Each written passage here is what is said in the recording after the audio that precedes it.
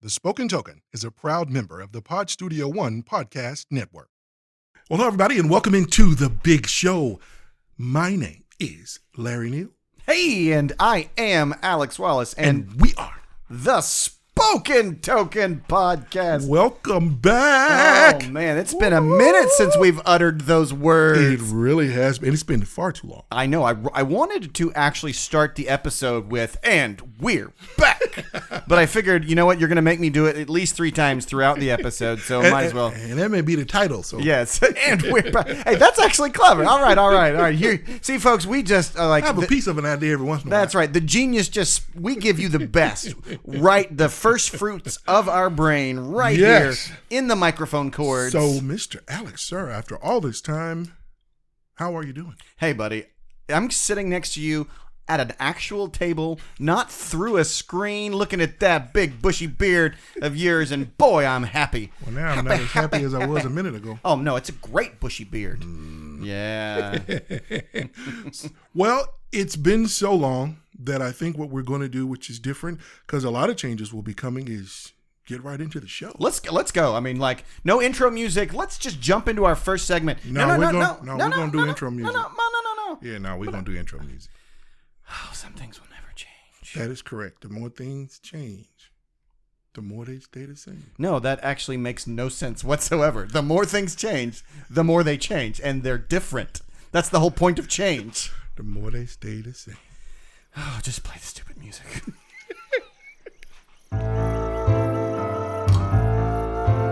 Hello, everyone, and welcome into the Spoken Token Podcast, and this time, episode number 116. And we're back. In the episode, Alex and Larry discuss where we've been and what we've been up to. Then it's right into talk about games, with coverage on Grail games like GKR Heavy Hitters, Star Wars The Queen's Gambit, and more. Then we discuss new game Flamecraft, the new Star Wars Deckbuilding game, and so much more. So, sit back, relax, dust off that scorecard for name pronunciation bingo, and turn us up as we join your hosts, Alex Wallace and Larry Neal.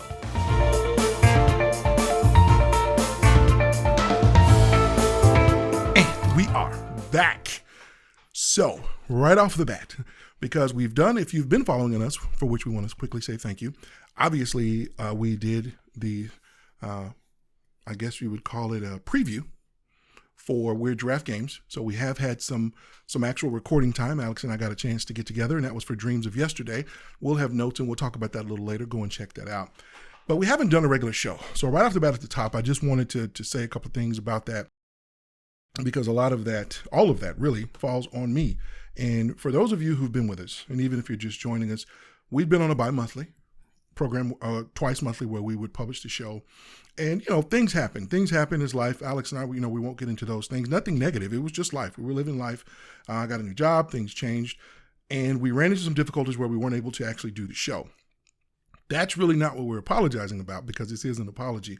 The apology from me is sincerely because I didn't post anywhere that we were not gone forever, that we're having some difficulties, but we will be back as soon as possible. And that should not have happened that way. So very seriously, very sincerely, I'm very sorry that I did not at least, put a post out there on social media. Hey guys, we're still here. We'll be back. I will vow to you now that won't happen again that way. It doesn't mean Alex and our life won't pick up. If it does, we're going to live a life. So if we need to leave again, we will. But I can assure you, we will not just go radio silent. For those of you who did stay with us, because people still listen, people still tuned in, thank you so much. It means so much. We appreciate your support.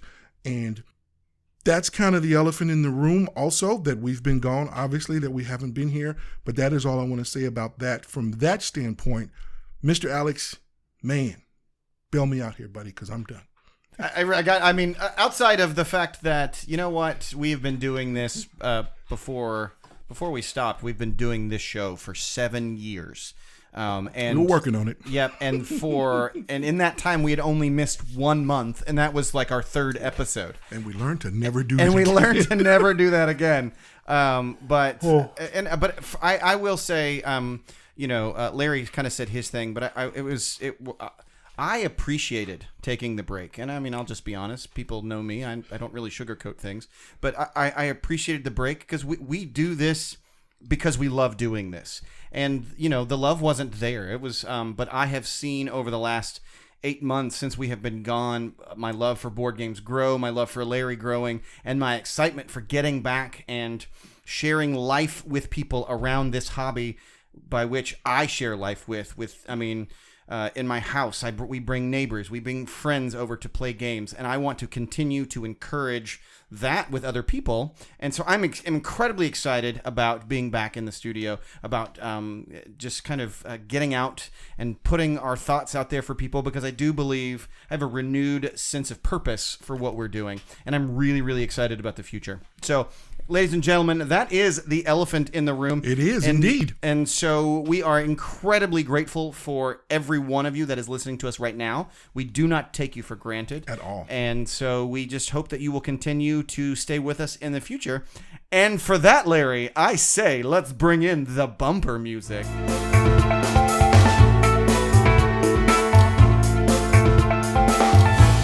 And we're back!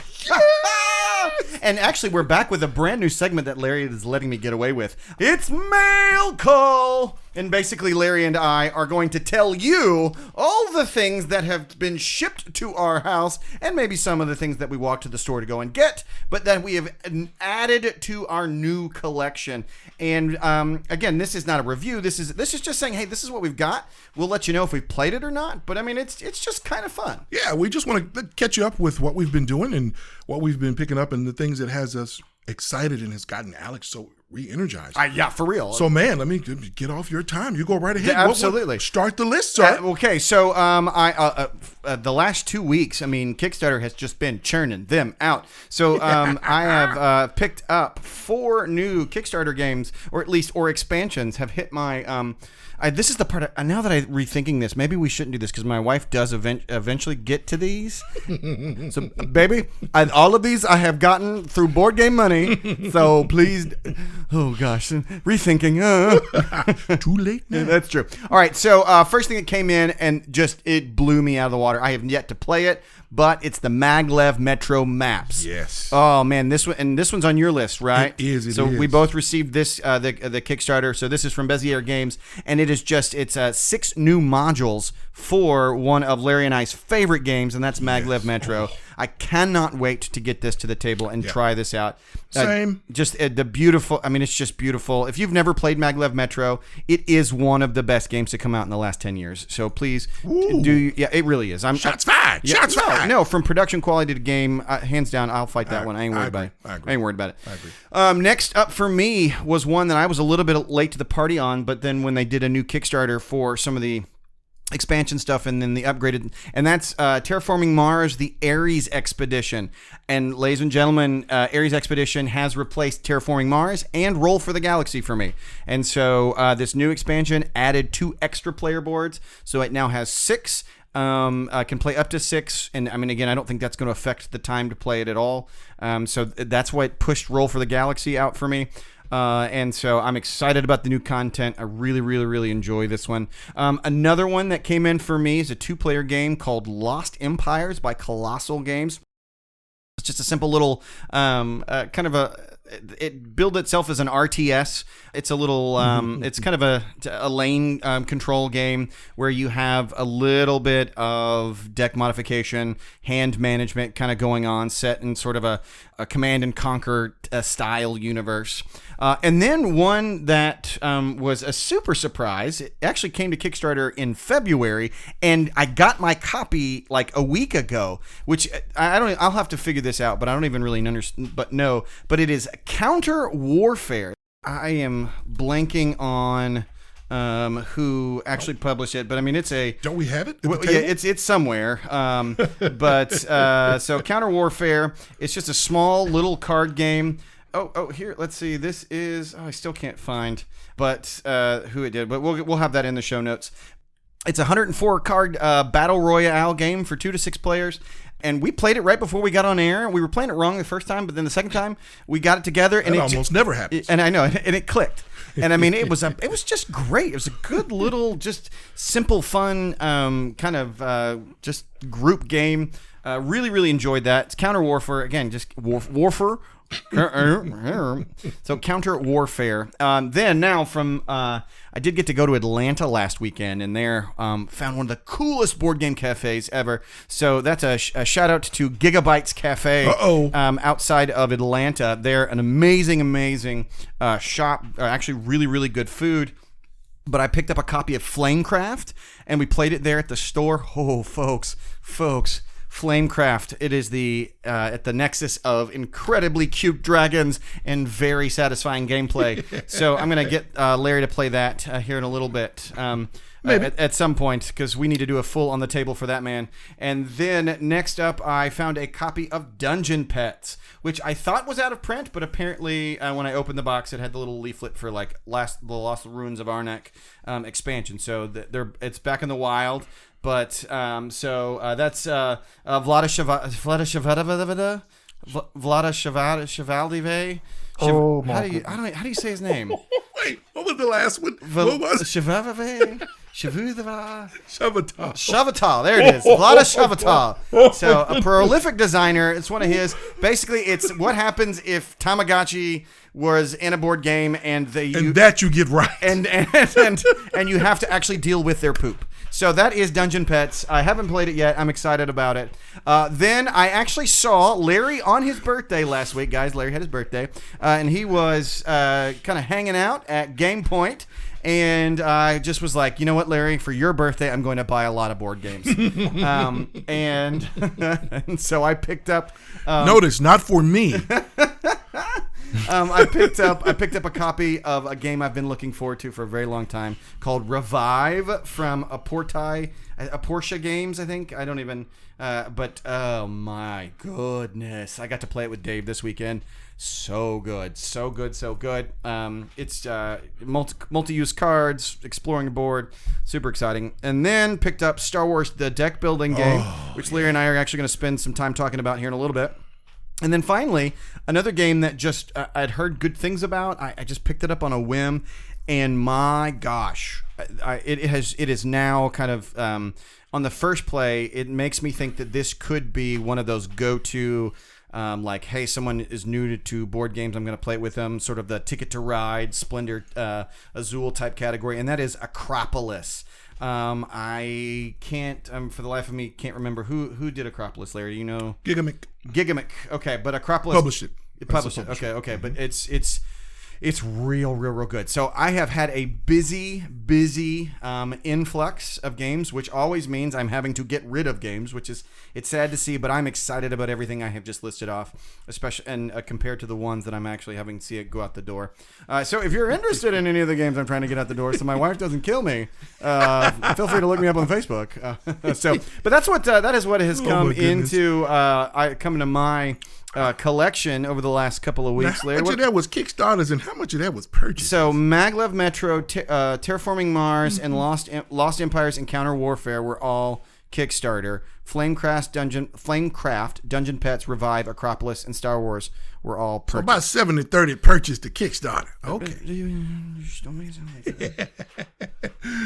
So as Alex alluded to earlier, we do have some crossovers, a couple on our list. Like you said, yeah, Maglev Metro Maps, I got my copy as well. And yeah, I was so thrilled with opening that. It was so amazing. And actually one that I forgot to put on the list in the notes, but right the same day, I don't know, Alex may not know that I've done this. What'd you do? Tell me. 51st State. I thought you already owned the master set.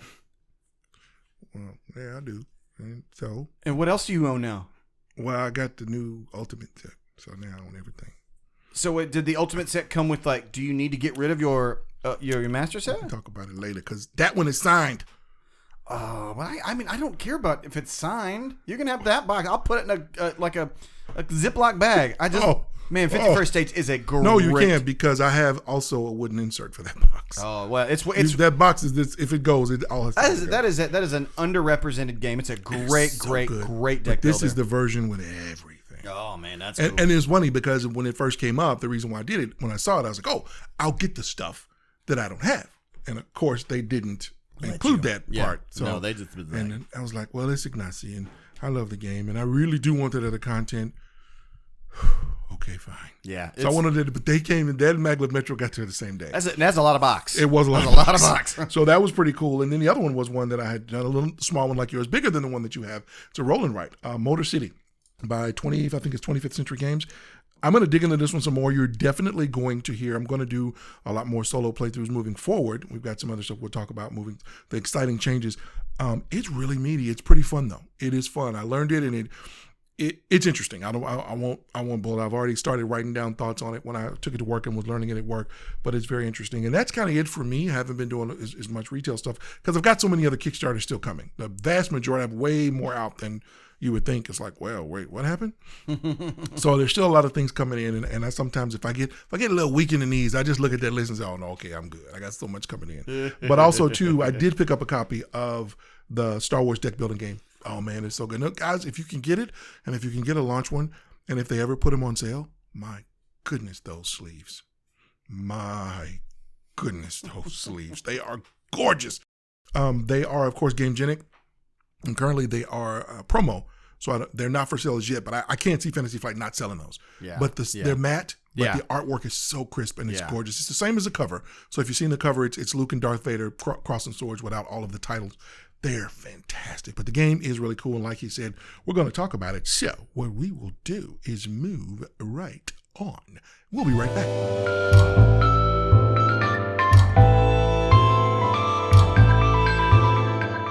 We are back. Hey, Alex, remember this? It's the big one. No, don't do that. Don't do that. Listen, we are old now, and when you say that actually makes me afraid. Do you not recognize that? Oh, yeah. No. Oh, yeah. It's the big one. I'm going to die. Oh, Elizabeth. Yeah. So. But, man, squirrel moment. Uh-oh. Listen, we just got back into recording. We don't need the squirrels. Did you hear the story about that? Because that was Red Fox, for those of you who don't know, for Sanford and Son. And that was his bit on Sanford and Son. He would grab his chest whenever he said, it's the big one, Elizabeth. There's his wife who passed away. I'm coming to join you. And he did that to get out of trouble sometimes. Squirrel moment over. Board games are like onions. They got layers. You got to peel off the layer. No. Why can't board games be like parfaits? Everybody likes parfaits. But that's what made me think about that. So, at any rate, okay, fine. So this segment is called Larry. It's the big one. It's the big one. We're going to talk about Grail games. Okay, say it and use your strong voice, Larry. We're going to talk about Grail games. Grail games. All right, so now. What are they? That's exactly right. What are Grail games? I'm so glad that you asked. And why do we have a list of them? These questions I want to know the answer to. This is true. So we're going to use this segment to. We've talked about our Grail games before, but we wanted to be a little bit more intentional about our conversation, and specifically, I didn't put this in my mail call, but this, and I'll go into this later. It doesn't matter. So because I acquired one of my personal Grail games. Well, it's coming, yeah. And so, and I didn't put this in my thing, but that's okay because we'll talk it here. Talk about it here, yeah. So what is a Grail game? A Grail game is it gets the title from basically the idea of the search for the Holy Grail, which is an item of great importance that people dedicate their lives to. Right. Well, at least in first and foremost, they're going to be extremely personal to each individual. Exactly, and so it comes from Arthurian legend and medieval literature. So it's talking about the Holy Grail, which is a fictitious cup that is said to have caught the blood of Christ at crucifixion and gives the anyone who drinks out of it everlasting life. So that's the actual etymology of the understanding of the word. Good word. Oh yes, absolutely. Yeah. See, I've had 9 good word about words. I've had 9 months to come up with really, really big words. Too soon, man. That's fair enough. Too soon. So, so when we apply it to board gaming, basically, as Larry alluded to, a Grail game is a game in which has very personal significance to you that you don't own, that is actually very difficult to acquire. So, and most Grail games are games that are out of print, or are significant, like the purchase price for them is astronomical, so it's hard to actually acquire it itself. And so, people will have all kinds of things. So Larry, I think like yours is, your Grail game is fairly iconic and you actually don't own it. Nope. And so what is your Grail game? My Grail game currently, I only have one. Okay. My list was bigger, but yeah. That way lie madness. So code the list. It's the Queen's Gambit. Yeah, Star Wars The Queen's Gambit. Yep. And it's not the actual Queen's Gambit Netflix show board game. Did you see the board game memes of this? Okay, so there was the chess show. Yeah. So there was a television show called The Queen's Gambit. It's all about a woman playing chess. Yes. Well, I saw most of the first season. Okay, so they released a board game. And the internets went wild and they said, "You mean the Queen's Gambit board game? Do you mean chess?" And so it was very funny and everyone laughed. But okay, so moving on. Yes, but so the Queen's Gambit is a Star Wars game that has a multi-tiered board in which you are doing the Battle of Naboo in Star Wars Episode 1. Is that correct? Did I get? But it has lots of little miniatures and you got lots of things. You got the palace in the middle. You've got Anakin with the droid base up in orbit on the right side. Well, depending on which side you're sitting on one side, and then you've got the Gungans fighting the droid army on the other side. Yeah. And so you spend your time as one player. You sit across from each other. One of you is the bad guys. One of you is the good guys, and you have a certain number of activation points where you can deal with one of those theaters each turn. Which I thought was such a beautiful thing that they did when they released the Star Wars Risk. When it was the shape of a TIE fighter, and you could do indoor Luke and Vader. That's the modern iteration of the play style. Which I thought was. If you want the Queen's Gambit and ain't willing to pay $400, $500, $600, that's it. Yeah, Star Wars Risk is a fantastic iteration in a much more scaled down and easier side. So I have two Grail games. One of them is World of Warcraft, the adventure game. Did not know that. And so basically it is the World of Warcraft computer game. It's from Fantasy Flight. Distilled into a giant pre-Asmodee. Yes, distilled down into a giant coffin box, but it is a single or it's a you just want one of them coffin boxes. I don't need I got coffin boxes. I don't need it. You ain't got the coffin box. That's true, but I mean it's and a coffin box is just a big box. And ultimately you play a character, you go on quests, you level up. Just like the computer game. Yeah, exactly. And then you go and you fight a big bad. And so it has all the kind of the role-playing elements that I really enjoy. But so that's one. Well, then the other one that I had was it's called GKR Heavy Hitters. Yep. And GKR stands for Giant Killer Robots. And this was a game published by Weta Workshop, the same company that created all of the special effects for the Lord of the Rings trilogy and all of this and kind of stuff. Well, they just, one day were like, hey, we have this cool board game. And they sold it. It was big. It was massive. All came with these detailed painted minis and all this. And so it's not in production anymore. And, it was reasonably priced to an extent for a while. It was for what it was. Yeah, and then... It was $150 new, $149. Yeah, right. And so you could occasionally find them in the wild as of recently. At that, it's kind of spiked a little bit. Well, for some reason, a couple of weeks ago, Miniature Market was like, hey, we've got this sale. And I occasionally click through because you're like, maybe they'll have something of interest, an expansion I don't have. My birthday was coming up. You could have, and so, but there it was, sitting in Miniature Market, GKR Heavy Hitters for $34. Bonkers. It was like, so if you've ever seen Monty Python. How did you just buy one? Was it a limit? No, it wasn't a limit because I wasn't thinking. I really wasn't thinking. I went up there and bought you a whole booster box of Digimon cards. I'm just saying. I wasn't thinking. The look I just got. My bad. Bit a little too long. My bad. Yeah, but I'm back out.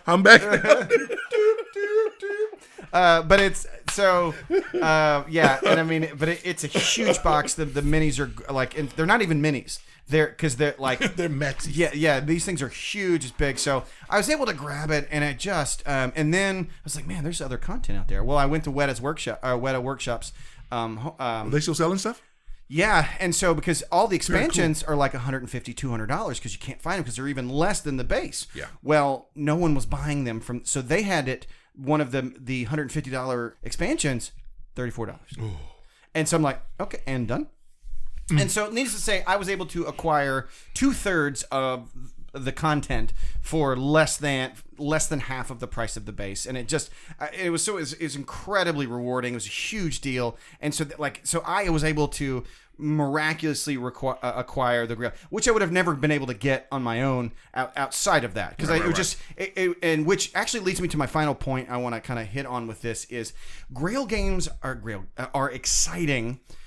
Because a lot of people like the chase, They do. No, it's like, oh, I'm going to see if I can find it. If I'll go on board, BGG and maybe someone's got one.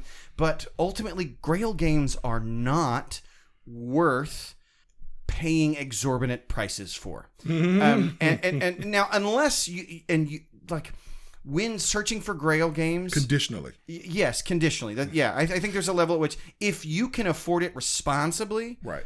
Also, too, the reason why you're doing it. Right. Yeah, 100%. Now, if this was like the game that you and your dad played, and it may be worth going after for that reason. Right. And those would absolutely be on this list. But I would say, like, be careful and mindful. Don't just because you see one out there and someone's wanting like $300, $400 for it, and you're just like, I don't have that, but it's there. Guys, just wait.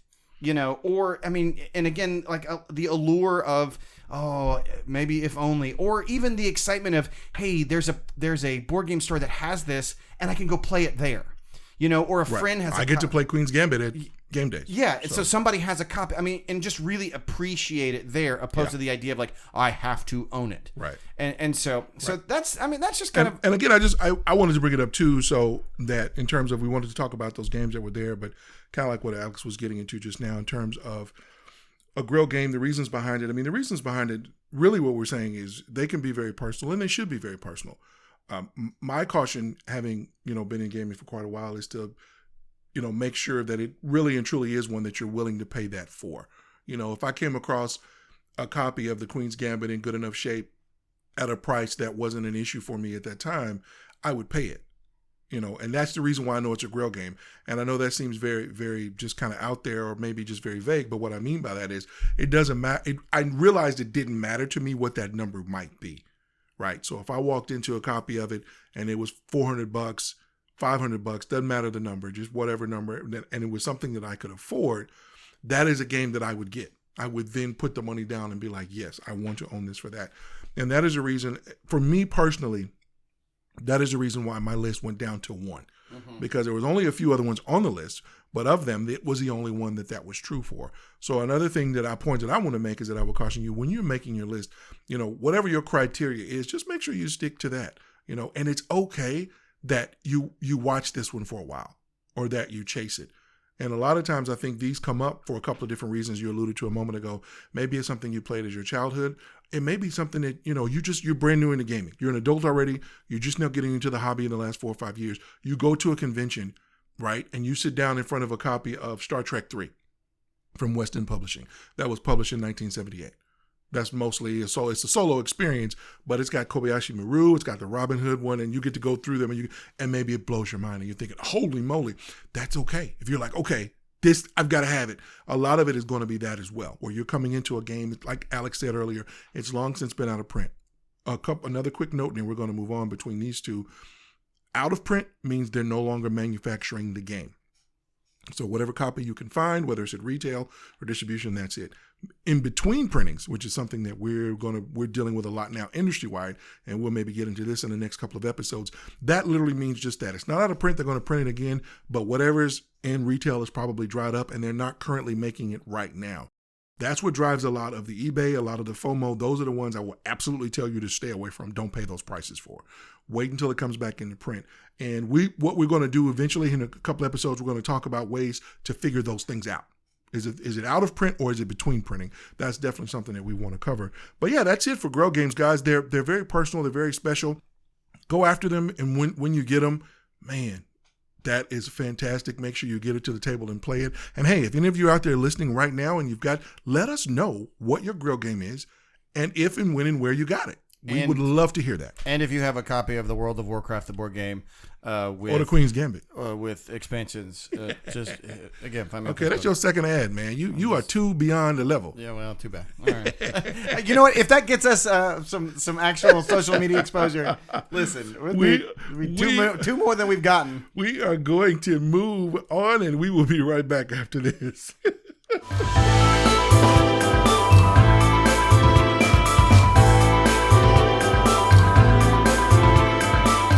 And we're back. I know you've waited for it this entire episode. What about Star Wars the Deckbuilding game? I know, right? So Larry and I have both played it. We've not necessarily played it together. It's great. I love it. It's great. It is very good. So we're gonna give a quick first impressions on what it is and what we thought about it. I have some kind of interesting thoughts. But I'm gonna let Larry give a little bit more traditional. Why do you not have interesting thoughts? Yeah, that's true. But so I want to give Larry have an opportunity to give his sort of breakdown for it and what he thought, and then I'm gonna come back and finish it out. Cool. Well, then I'll try to be quick. So I do want to spend more time with it, like you said, and we are going to do an on the table proper. Let me just get right into some of my things. I actually am more excited for this one than I was for Marvel Champions at the start. And not that I think Marvel Champions is not a good game. In fact, I still own my copy and still play it, and I have no intentions of getting rid of it. The reason why I'm more excited for it the moment I played it is because I think the potential here is greater for a wider design. And what I mean by that is Marvel Champions was going to be aimed at those who liked Marvel and who wanted to play a comic book game, a superhero game. And you could tell the route it was going to go, right? They needed to put out the expansions. They needed to hit on the heroes that the people wanted. They needed to, kind of stay in line with the whole MCU and that whole thing. And we knew that those things were coming. With this, there isn't that. So I'm way more excited for this right now. The elephant in the room that a lot of people have said, if you've heard it, it's like Star Realms, be polite, be kind, but scoff at them. No, I'm kidding. Don't scoff at them, but don't take them for their word, because it's like Star Realms in that it is a deck builder with a center row. So yes, and that it is a pure deck builder, which is like Star Realms as well. So yes, they do have that in common, but gameplay wise, it's a stretch to make anything other than base deck builder mechanics fit between these two games and say, okay, yeah, it's the same. The interaction here with the factions is totally different. That's super strong in Star Realms. You're building your faction as you go from the middle row. Here, that's not a consideration. You're either playing the Rebellion or you're playing the Empire. You can only interact to play your own faction's cards, and you can hunt, bounty hunt, or sabotage the other player's cards.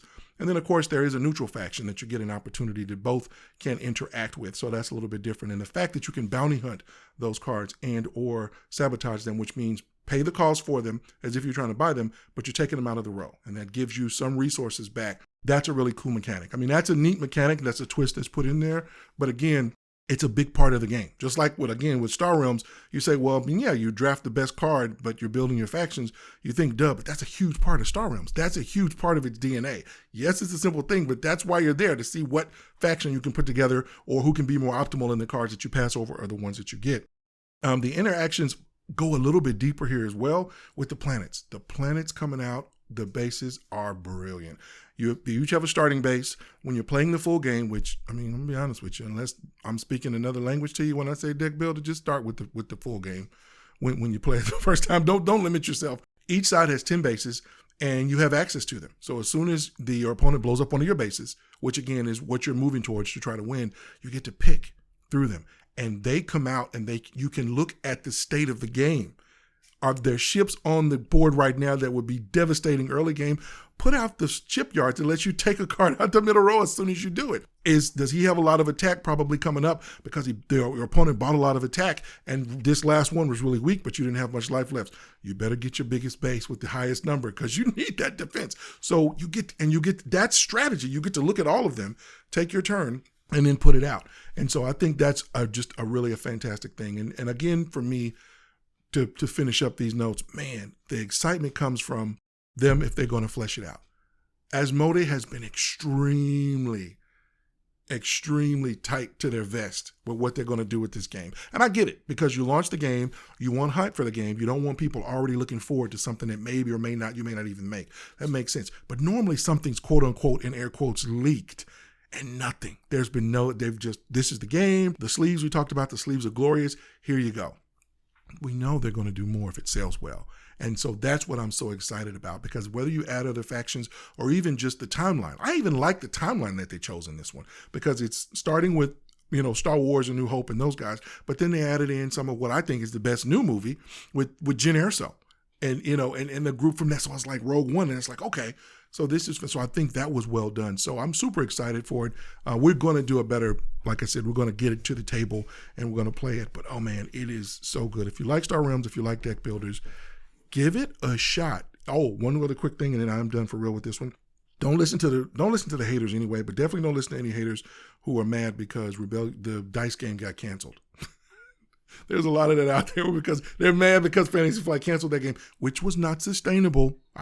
We'll talk about that later. Star Wars Destiny. Yeah. And they think this game canceled, and it didn't. It did not. It did not. So, but don't listen to anybody who's crying about that part. If you like deck builders and you like Star Wars at all, can even tolerate it, go get it. It's a fun game. Absolutely. Mm-hmm. So, Larry made a jab at anybody said it compares it to Star Realms is a goober, and I don't. That wasn't his exact words. Come on, man! You can't use my exact words, but they weren't in the right context. But you didn't call him a goober. But I do call people goobers. I know, but not this. But that's honestly that the moment I compared this to Star Realms, this game went from the sell pile to the keep pile.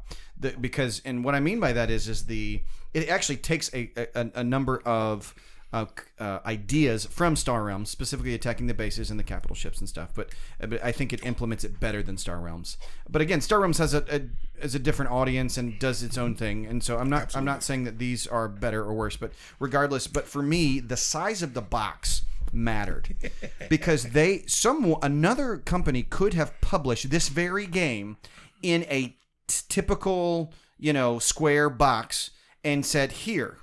Like here, $45, $50.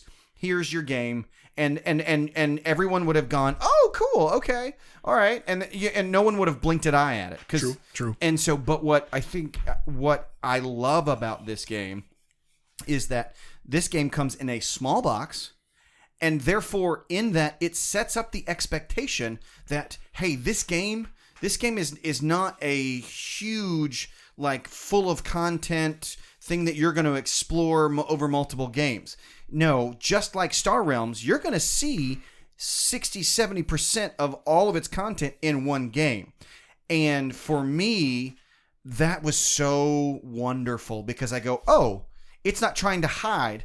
And it's at $35, whatever. Like, oh my gosh, this is the brilliant what I'm getting for what it's offering is exactly where it needs to be. And just like Star Realms, it's easy to carry with you and bring out. But then what this does is that it eclipses Star Realms because what Larry said, I think that the way that you're attacking cards in the center, the way that the planets change, I mean, that alone I think is its greatest component is that the 10 planets that you have access to allow you to change your strategy dependent on what is actually happening on the game state. Yeah. And I think that small detail is brilliant, and its implementation in this system is fantastic.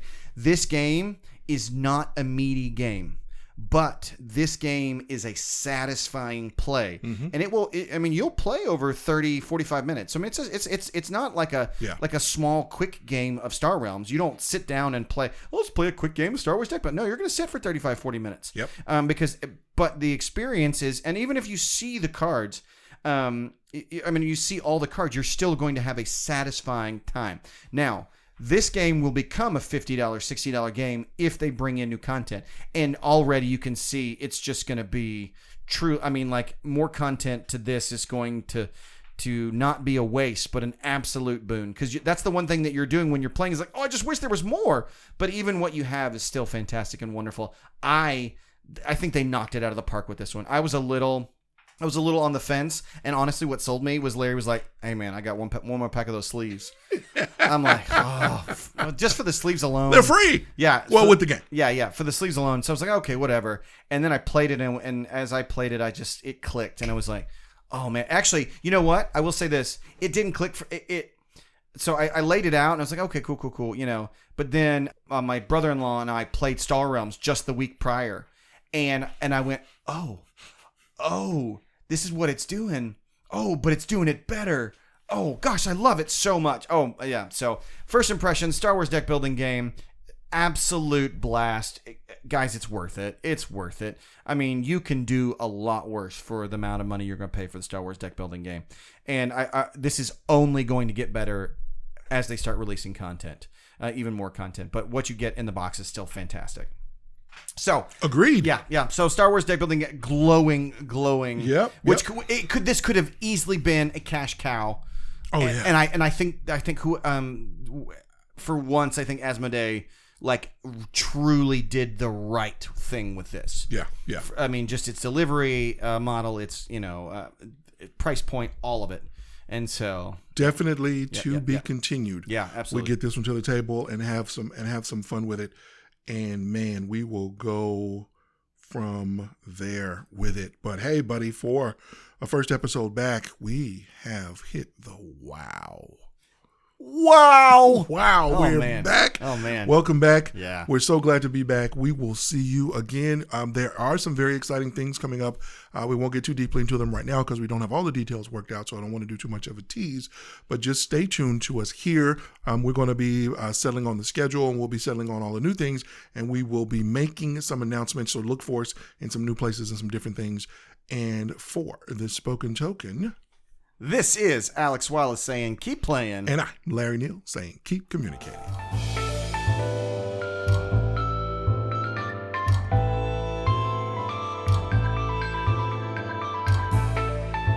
This has been the Spoken Token Podcast. If you would like to interact with us, please find us at Facebook at The Spoken Token, on Instagram at The Spoken Token Podcast. Our Twitter account is at The Spoken Token. Email is thespokentokenpodcast@gmail.com. And our BGG guild number is 2656.